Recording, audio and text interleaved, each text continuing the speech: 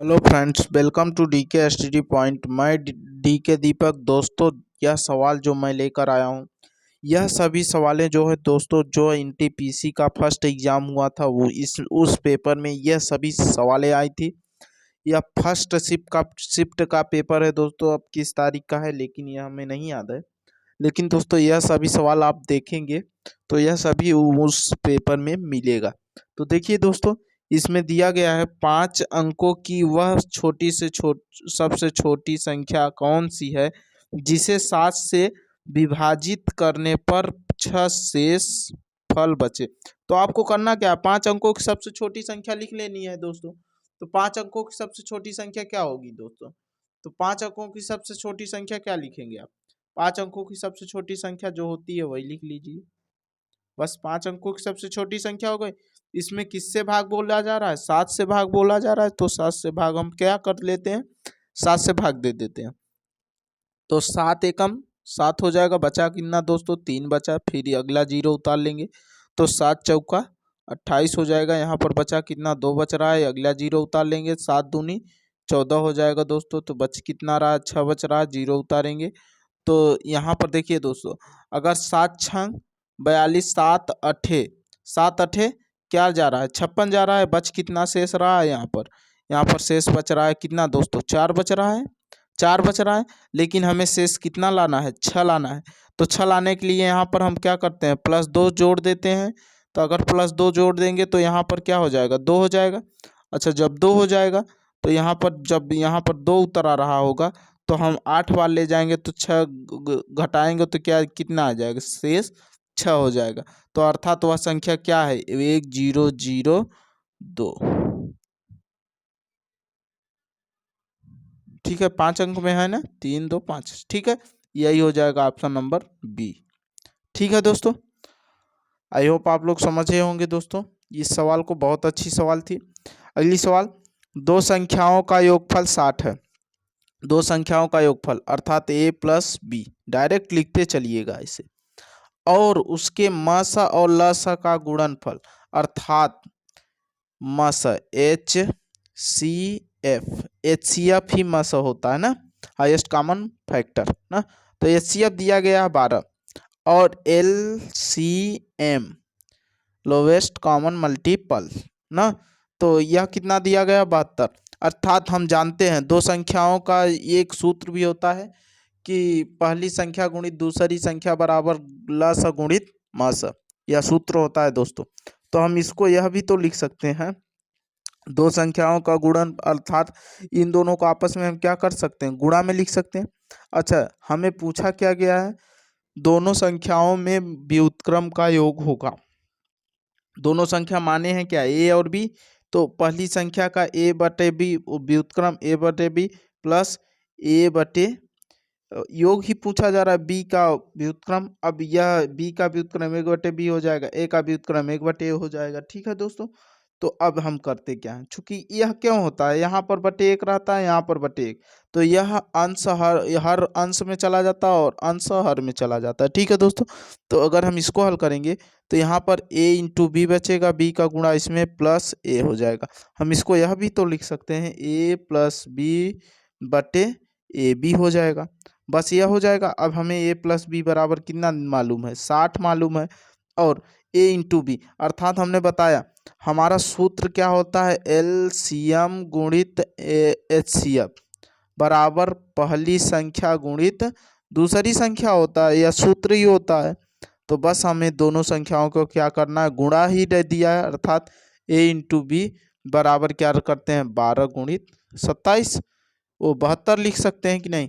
तो यहाँ पर लिख सकते हैं 12 गुणित 72, इतना कर लेते हैं। अब इसे छोटा कर दीजिए, 12 का नाम 12, 12 पंचे 60, अर्थात आंसर क्या आ जाएगा? 5/72। 5/72 ऑप्शन नंबर 20 हो जाएगा। ठीक है दोस्तों, आई होप आप लोग समझे होंगे दोस्तों। यह सभी सवाल बहुत अच्छी सवालें हैं दोस्तों। यह सभी एनटीपीसी में आई हुई सवालें हैं दोस्तों। और इस तरीके के सवाल जो अभी हमने बताया यह हमारे सीटेट और यूपी टेट में काफ़ी पूछी जाती है और सुपर टेट में तो बहुत ही ज़्यादा। ठीक है दोस्तों, कई बार इस तरीके की सवाल देखी गए। वह बड़ी से बड़ी संख्या बताइए जिसे इतने इतने को विभाजित करने पर क्रमशः इतना इतना शेष बचे। तो देखिए दोस्तों, इसमें जब बड़ी से बड़ी बोला जाए, यही ट्रिक समझ लीजिएगा, जब बड़ी से बड़ी पूछा जाए तो हमें हमेशा करना क्या रहता है, HCF निकालना रहता है। और यहाँ पर जो शेष बोला जा रहा है इसको क्या करेंगे, हम इन सभी में से क्रम से है, तो जिस क्रम में है उसी क्रम से हम क्या करते हैं, सबको माइनस करके HCF निकाल देंगे, वही हमारी क्या हो जाएगी, संख्या हो जाएगी। तो देखिए 155 है, फिर कितना हो 260 है, फिर 315 है। सभी को हम क्या करते हैं, माइनस करते हैं। यहाँ पर 5 माइनस करेंगे, यहाँ 10 और यहाँ 15। चूंकि क्रम से, जिस क्रम से यह है उसी क्रम से यह भी दिया गया, तो उसी क्रम में माइनस करते हैं। यहाँ पर कितना आ जाएगा दोस्तों, 150 आ जाएगा। यहाँ पर 10 घटाएंगे तो 250 आ जाएगा। ठीक है दोस्तों, यहाँ पर अगर 15 घटाएंगे तो यहाँ पर 300 आ जाएगा। HCF कैसे निकालते हैं, सबसे छोटे में से भाग देते हैं जो उससे बड़ा होता है, तो बस कर दीजिए। तो 150 दूना 300 होता है, लेकिन एक बार जाएगा, यहाँ पर 150 आ जाएगा। माइनस करेंगे तो बचेगा क्या, 50 बचेगा। 50 बचेगा, 100 बचेगा, 100 बचेगा। चूंकि यहाँ पर 0 0 आ जाएगा, यहाँ 5 आ जाएगा। बस अब 100 से भाग किस में देना है, 150 में दे देते हैं, एक बार जाएगा। फिर यहाँ पर कितना हो जाएगा, बचेगा क्या, 50 बच रहा है, 50 से भाग 100 में दे दीजिए। तो 50 से भाग किस में दे रहे हैं, 100 में। ठीक है, तो 50 दूना 100 हो जाएगा, कट जाएगा दोस्तों यहाँ पर। लेकिन अब यह 300 बचा है, क्या 50 300 को काट रहा है, तो काट देखिए 300 में 50 से भाग दे देंगे तो 50 5 6 30, अर्थात 6 बार में आ जाएगा 300। कट रहा है ना दोस्तों, बस हो गया। अर्थात इसका HCF क्या हो जाएगा, HCF बराबर 50। अर्थात वह संख्या कौन सी है, 50 है, जो हमें 50 से भाग देने पर ये सभी संख्याओं में तो शेष हमेशा 5 10 और 15 ही आएगा। ठीक है दोस्तों, तो आप लोग, आई होप आप लोग ये सवालों को समझे होंगे दोस्तों, बहुत अच्छी सवालें थी। ठीक है दोस्तों, अगली सवाल की बात किया जाए दोस्तों, बहुत ही अच्छी सवाल है। यह आ गया है आयत से।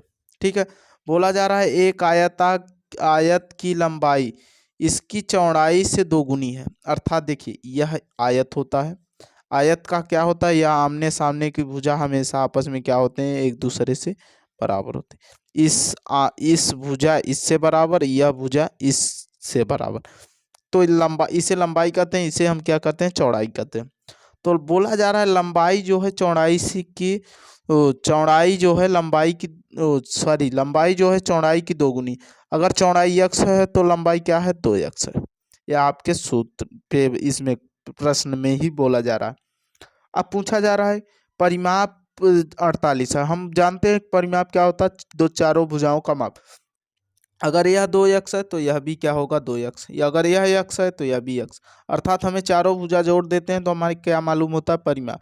अर्थात 2x plus x plus 2x plus x। सूत्र याद करने की कोई ज़रूरत नहीं, इसको हम आपस में जोड़ दिए, बराबर परिमाप कितना दिया गया है, 48 सेंटीमीटर। इतना कर लेते हैं, सबको जोड़ लीजिए। यहाँ 2x 4x और 5 और 6x, टोटल कितना हो जाएगा, 6x। बराबर हम यहाँ लिख सकते हैं 48 सेंटीमीटर। अब यहाँ यह भी सेंटीमीटर में रहेगा, 6 इधर गुणा में उधर जाएगा भाग, x बराबर 48/6, 6 48, कितना आ गया, 8 आ गया, x का मान 8 आ गया। अब यहाँ पर x के तो 8 दूनी 16 हो जाएगा, 16 क्या हो जाएगा, लंबाई, और यहाँ पर बराबर क्या लिख देते हैं, 8 लिख देते हैं। अर्थात लंबाई कितनी है, 16 है, और चौड़ाई क्या है, 8 है। तो अब पूछा जा क्या जा रहा है, क्षेत्रफल। क्षेत्रफल बराबर सूत्र होता है दोस्तों, क्षेत्रफल बराबर होता है लंबाई गुणित चौड़ाई, गुणित क्या होता है, चौड़ाई।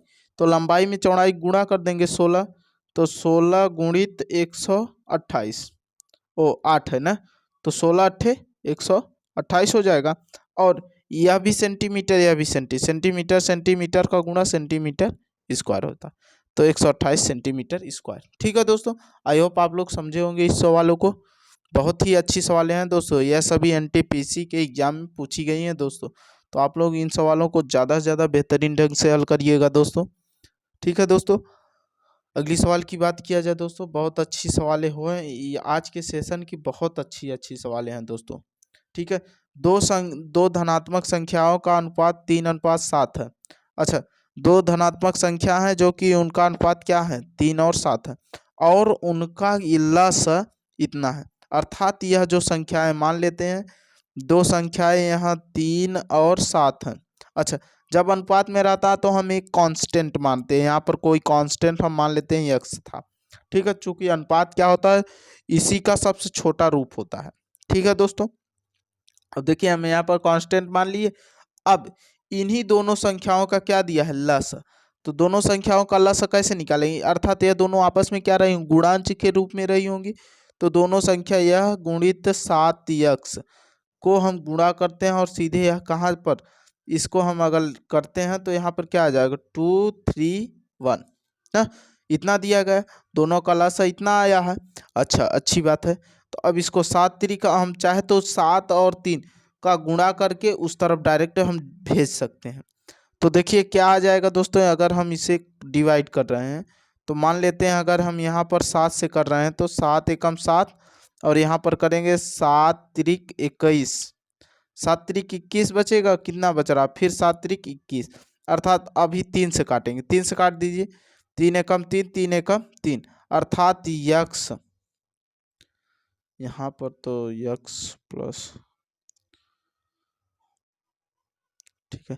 हाँ देखिए दोस्तों, लसा में क्या होता है, जैसे यहाँ पर सब में हमने दोनों में कांस्टेंट मांगा, तो लसा में हम जब लेंगे तो इसमें से एक ही संख्या, एक ही अक्स रहेगा। ठीक है, चाहे यह एक, चूंकि लसा में दोनों में से कॉमन वाला अंक उतार लेते हैं, और बकिया जो नहीं मिलता उसे भी हम उतार लेते हैं। तो कॉमन मिल रहा है, दोनों में एक्स मिल रहा है, तो एक्स हमने ले लिया। यहाँ पर 7 3 ना, 7 भी ले लिया और 3 भी। तो अगर अब हम यहाँ पर एक्स का मान लिए तो एक्स बराबर कितना आ गया, एक्स बराबर कितना आ गया 11, यक्स बराबर 11। अब यहाँ पर सबसे छोटी संख्या पूछा गया है, सबसे छोटी संख्या 3x है, तो 3 में यक्स का मान रख दीजिए, बराबर कितना आ जाएगा 33। ठीक है दोस्त, आप इसको बिना यक्स मान कर भी हल कर सकते हैं। देखिए दोस्तों, इसको कैसे, बस यहाँ पर 7 3 है, तो देखिए छोटी संख्या पूछा जा रहा है, जो बड़ी संख्या है उससे क्या कर दिए, यह जो दिया गया है अनुपात उसमें भाग दे दीजिए। तो जैसे दिया गया है तो यहाँ पर 2 3 1 दिया गया है, इसमें 7 से भाग दे दीजिए, तो आंसर आपका आ जाएगा 7 त्रिक 21 और 7 एकम 7 त्रिक 21, चूंकि 2 बच रहा था तो फिर यहाँ पर 1 रहा, तो 21 हो गया, 7 त्रिक 21, अर्थात 33 हमारा क्या हो जाएगा आंसर। ठीक है दोस्तों, आई होप आप लोग समझे होंगे दोस्तों। यह सवाल बहुत अच्छी सवाल थी, इसे कई तरीके से आप लोग हल कर सकते हैं, बल्कि मैं जब पढ़ाऊंगा तो आप लोग अच्छे से देखिएगा जो व्हाइट बोर्ड पर। ठीक है, अगली सवाल है, 4 गुणित 38 गुणित 764 गुणित 1256 का इकाई अंक होगा।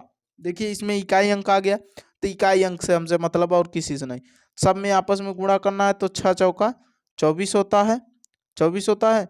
अब इसमें इकाई अंक 4 हुआ, तो 4 का गुणा 8 में, 4 अठे 32, 32 हुआ, 2 का गुणा 4 में, सब चूंकि हमें इकाई अंक चाहिए तो 2 चौका 8, यूनिक डिजिट क्या हो जाएगा हमारा 8 हो जाएगा, ऑप्शन नंबर बी हो जाएगा। आई होप दोस्तों आप लोग इन सवालों को समझे होंगे दोस्तों। अगर आप लोगों को तनिक भी अच्छा लगा हो दोस्तों सेशन, तो मेरे चैनल को तुरंत सब्सक्राइब करिएगा दोस्तों।